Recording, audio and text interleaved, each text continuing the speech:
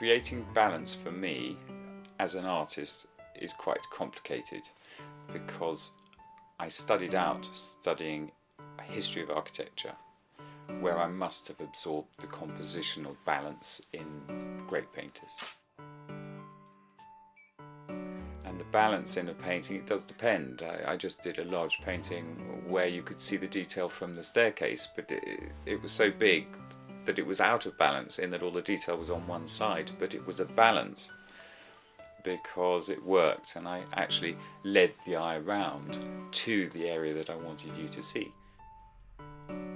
The paintings rely on light and shade, and especially in the landscape, everything that's three-dimensional is defined by light, and I guess there's a balance of light and shade. But then if I want long shadows and dark shadows, then you could argue that it's out of balance. So an early morning scene would be far more out of balance in a way than midday when everything's brightly lit. Creating balance means to me the ability to cross many disciplines and work with teams of people successfully. The balance between my work and family and friends is all one, so there's a blur, there is no separate entity. The truth is, I think a lot of creative people are living on the edge all the time, so it's actually like being on a tightrope. I guess that's a balance. But, you know, one falls out of balance or one falls off one's perch.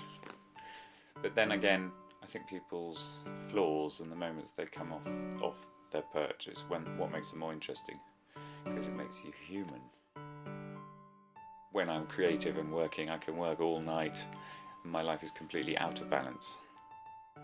I should be jogging and going to the gym every morning and eating 3 meals a day and 5 pieces of fruit a day, and, you know, not drinking coffee and all those things if I wanted to be balanced. You know, my body is my temple.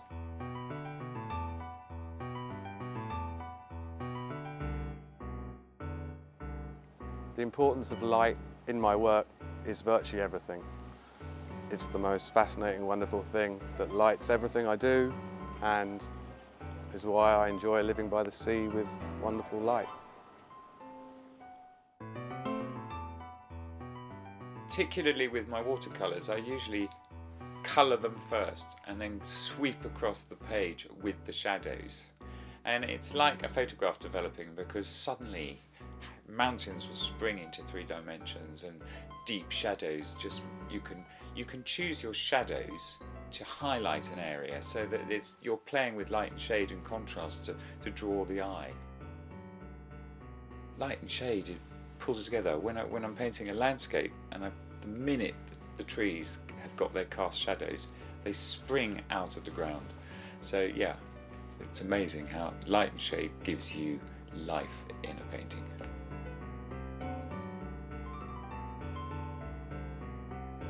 As soon as the lamp came into our existence, my son immediately took it and uses it to play with his toys, so I need another one.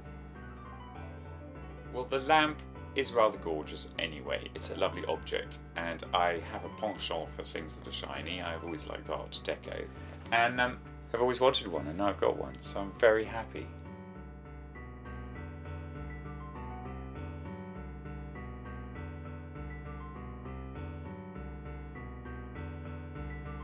I'm Will Pounds, I'm an artist. I'm Thor, an art director and artist.